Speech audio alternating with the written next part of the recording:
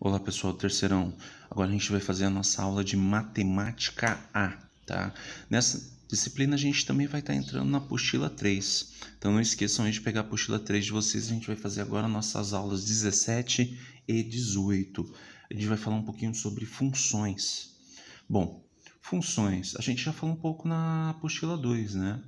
Mas agora a gente vai falar basicamente funções constantes e funções afim. O que é uma função constante e o que é uma função afim? Uma função constante, pessoal, é aquela função que não importa o valor que você der para x, o y sempre vai estar valendo a mesma coisa. Um exemplo, se eu escrevo aqui para vocês, f de x é igual a 3. Eu estou falando que o valor de y, lembrando, né? F de x é a mesma coisa que o y. F de x vale 3, y vale 3. Não importa o valor de x que você colocar aqui, o y sempre vai valer 3. Aí, como que vai ficar o gráfico de uma função assim? Ele vai ficar dessa forma, pessoal. Quando x for 1, o nosso y vai valer 3. Quando meu x for 2, meu y vai continuar valendo 3. Então, vocês podem perceber que ele vai dar sempre uma reta horizontal e constante. Basicamente é isso. Isso é uma função constante. Ah, mas o que é uma função afim? Função afim não, ela já precisa de um valor e ela vai demonstrar aí qual vai ser esse valor através de uma equação. Então, você tem aí, ela pode ser escrita assim, f de x é igual a kx mais b. Isso é o que está escrito na apostila de vocês, né? Geralmente, nas apostilas, a pessoa também pode escrever assim, ax mais b. Onde o a e o b, pessoal, são valores constantes, tá? E o x aqui é o valor que a gente vai trabalhar com ele para nos informar o valor do y. Então, lembrando, sempre que eu falar f de x, na verdade, eu estou falando do valor de y, tá ok? Bom, vamos pegar o exercício para a gente praticar um pouquinho. Lá no exercício número 1 de vocês, já tem um exercício bem bacana ali, né? Ele já está falando ali que você tem uma torneira e tal. Quando você está meia volta, ela gasta 0,02 metros cúbicos por minuto. Quando você dá uma volta completa, ela gasta 0,03.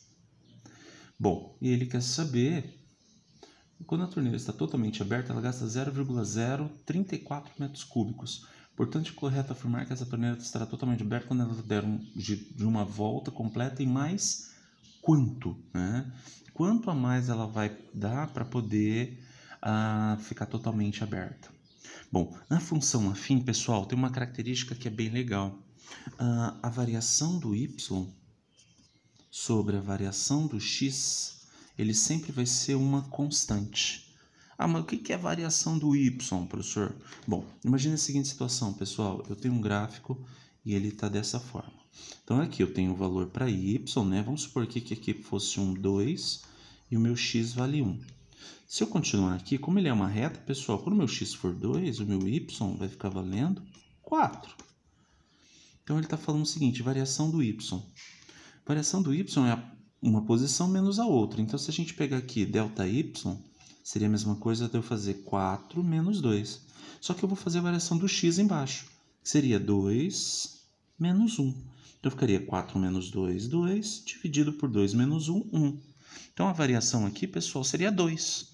Isso é a variação. E se a gente continuasse aqui, eu pegasse qualquer outros valores, ela sempre vai dar 2. Seria um valor constante, tá certo? Bom, então o que a gente quer fazer aí nesse exercício? A gente vai usar essa taxa de variação, tá ok? Eu sei o seguinte, olhando a primeira tabela lá em cima, vocês têm o seguinte, quando ele está com meia volta, ela consome 0,02, certo? Quando ela dá uma volta completa, aí ela passa a consumir 0,03. Bom, vamos considerar o seguinte, a abertura da torneira é o nosso x e o gasto com água é o nosso y. Quanto que variou o nosso gasto com água? De 0,02 para 0,03, pessoal, variou 0,01, certo? Bom, agora o x é a nossa abertura da torneira. A abertura da torneira a gente tem de meia volta, ela foi para uma volta completa. Quanto que variou? Bom, meia volta. Precisou de mais meia volta para dar uma volta completa. Ok. Bom, agora a gente vai usar a informação que a gente tem. A gente já tinha 0,03. E agora a gente quer que essa vazão seja de 0,034. Quanto que variou de 0,03 para 0,034? Ele teve uma variação, pessoal, de 0,004. Bom, e quanto que isso representa na volta que esse cara vai dar? V. Ok? Bom, então, como vocês podem ver, isso vai dar uma regrinha de 3. Vai ficar 0,01V é igual meio vezes 0,04. Isso vai dar 0,002, que é metade, não é isso? Agora vamos passar esse cara aqui dividindo. Então, vamos ficar com V é igual a 0,002 dividido por 0,01. Professor, mas eu não sei fazer conta assim. Não tem problema, pessoal. Vamos andar com vírgula aí para a gente deixar mais fácil, né? Bom, aqui eu vou andar 3 casinhas. 1, 2, 3. Então, vai passar a valer 2. Só que eu tenho que andar 3 casinhas embaixo também, tá? Então, vai ficar 1, 2, 3. Como aqui não tem, eu vou colocar um 0. Então, vai ficar 2 dividido por 10. Eu posso simplificar isso aqui também, né? Simplificando os 2 por 2, a gente vai ficar com 1/5. Então, pessoal, eu preciso andar mais 1/5 de volta para a torneira ficar totalmente aberta e ela passar a ter uma vazão de 0,034. Ou seja, a alternativa correta é a letra B, tá ok? Bom, vamos para a questão número 2. Na questão número 2, ele fala o seguinte: a gente tem uma função afim, então ela precisa de valores ali. E ele fala que essa função afim ela é determinada dessa forma: R de t é igual a vezes t mais b. Esse t aqui, pessoal, é como se fosse o nosso x, tá? Você pode perceber que ele também está aparecendo aqui. Bom, e isso representa o nosso rendimento em milhares de reais.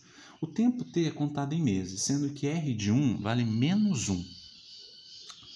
E o R de 2 vale 1. Essas informações elas são importantes para a gente acabar descobrindo o valor de A e o valor de B. Ele falou para a gente que R de 1 é menos 1, certo? R de 1 vale menos 1. A gente tem que saber interpretar, pessoal. Esse 1 aqui seria o valor do nosso t. E quando o nosso t for 1, quer dizer que o nosso y aqui, que é o R de 1, vale menos 1. Então, a gente vai usar isso ao nosso favor. Então, eu vou pegar esse 1 aqui e vou substituir no lugar do t. Então, vai ficar assim: R de 1 é igual a vezes 1 mais B. Então, A vezes 1 vai ficar A mais B. Só que meu R de 1, eu já sei que vale menos 1. Então, vai ficar menos 1 é igual a mais B. Professor, mas eu tenho duas incógnitas. Eu não consigo resolver com duas incógnitas. Tá certo. Eu preciso de mais informação. Por isso que ele me fala que o R de 2 vale 1. Então, R de 2 é igual a 1. A gente vai fazer a mesma coisa. Então, vamos ficar com R de 2 é igual a vezes 2 mais B. Só que o meu R de 2 vale 1, então vai ficar 1 é igual a 2A mais B. Agora você tem um sisteminha. Você pode falar que A mais B é igual a menos 1 e 2A mais B é igual a 1. Ah, professor, eu não lembro como é que resolve isso. Bom, pessoal, existem dois caminhos. Existe pelo método da substituição e também existe pelo método da adição ou subtração, né? Bom, vamos ver aqui o que fica mais interessante para a gente. Bom, a gente poderia fazer pelo método da substituição. Eu vou isolar o de cima. Então, vai ficar A é igual a menos 1 menos B. E vou substituir isso daqui, pessoal, nesse A aqui embaixo.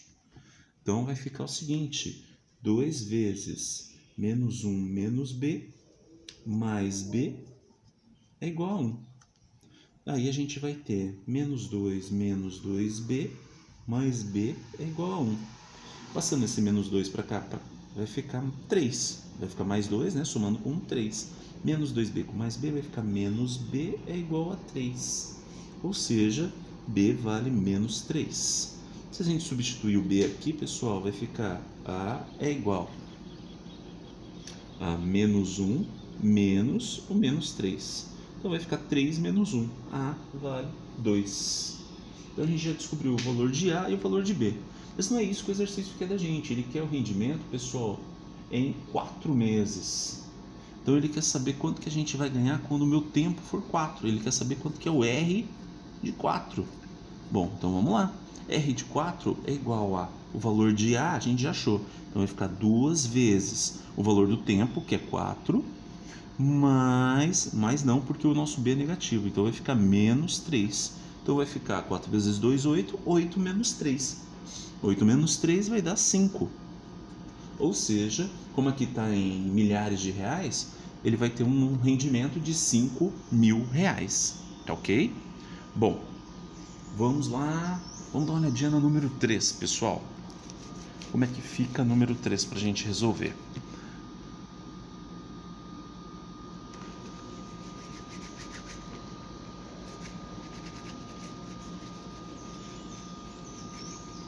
No número 3, ele está a situação ali pelo que vai ser pago na água em duas cidades, cidade A e cidade B.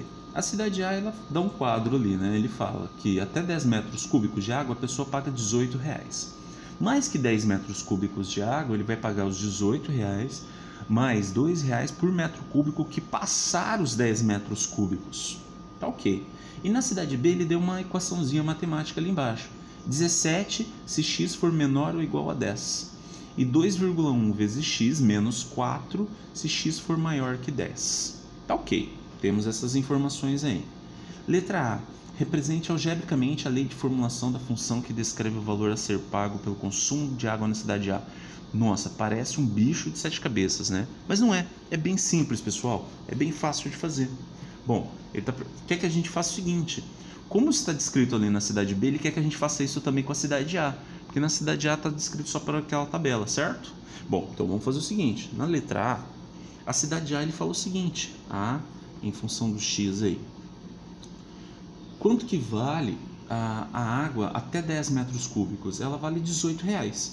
Então, se você consumir 10, 9, 8, qualquer valor abaixo de 10, você paga R$18.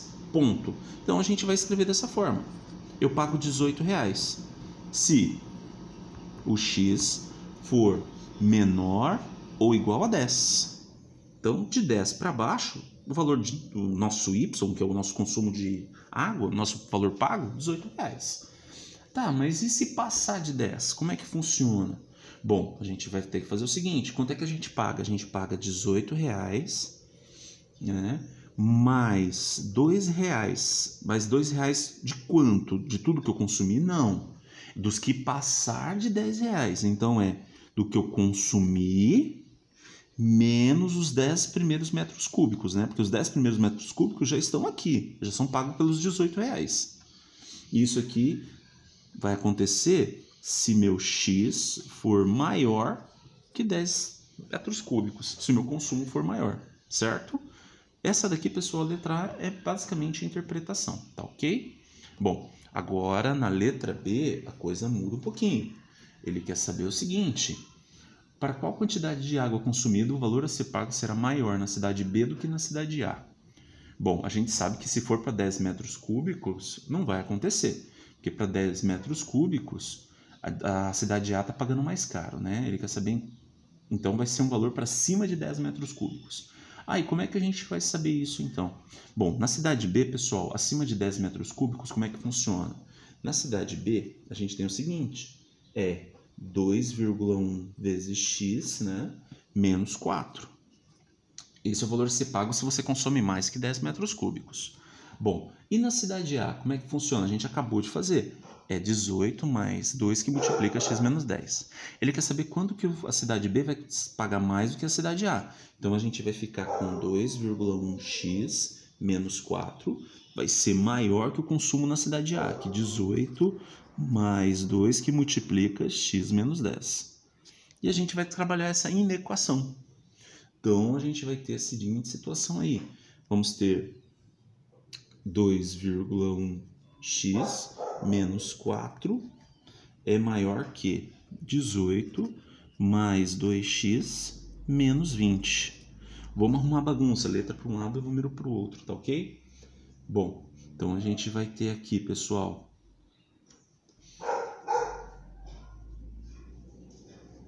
passando esse cara para cá, vai ficar 2,1x menos 2x tem que ser maior que 18 menos 20, aqui é menos 4, passa para cá mais 4.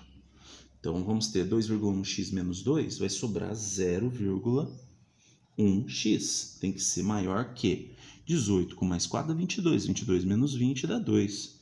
0,1 vai passar dividindo. Então, vai ficar x, vai ficar maior que 2 dividido por 0,1, pessoal, dá 20.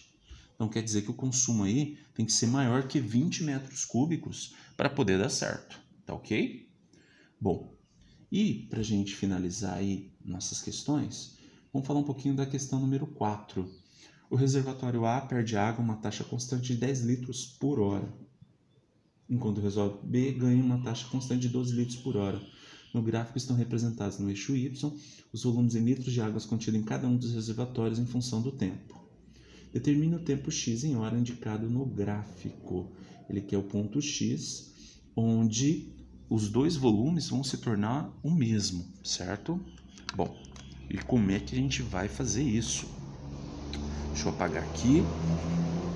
A gente vai ter que igualar as duas funções, né? Ele quer saber quando o valor ali da quantidade de água for mesmo. Então, primeiro, o A, vocês podem perceber que ele está perdendo 10 litros por hora, certo? Mas ele tem quanto de água a princípio? O A, lembrando aqui que é a questão número 4. O A, ele tem o seguinte, ele começa com 720 litros, certo? Só que ele vai perdendo 10 litros a cada hora, x horas, quantidade de horas. E o B, ele está ganhando 12, mas ele começou com 60 litros. Então, vamos ter 60 mais... ele está ganhando 12 litros a cada hora. E para a gente poder descobrir aqui, pessoal, quando que eles vão ter a mesma quantidade, é só igualar os dois. Então, a gente vai ter 720 menos 10x é igual a 60 mais 12x. Bom, vamos arrumar a bagunça? Vou passar o 10 para cá. Então, vamos ter aí 22x é igual a 720. 60 vai passar subtraindo, menos 60. Então, vamos ficar com 660. X é igual a 660 dividido por 22. Então, quer dizer que eles vão ter a mesma quantidade de água, pessoal, depois de 30 horas, ok? Bom, não esqueçam de pegar o caderno de exercícios de vocês e no caderno de exercícios, na página, já vou olhar aqui para vocês, na página 5, o capítulo 9, eu gostaria que vocês fizessem os exercícios do 1 ao 10, tá ok? Depois me mandem foto pelo WhatsApp. Não esqueça de deixar o like aí. Brigadão!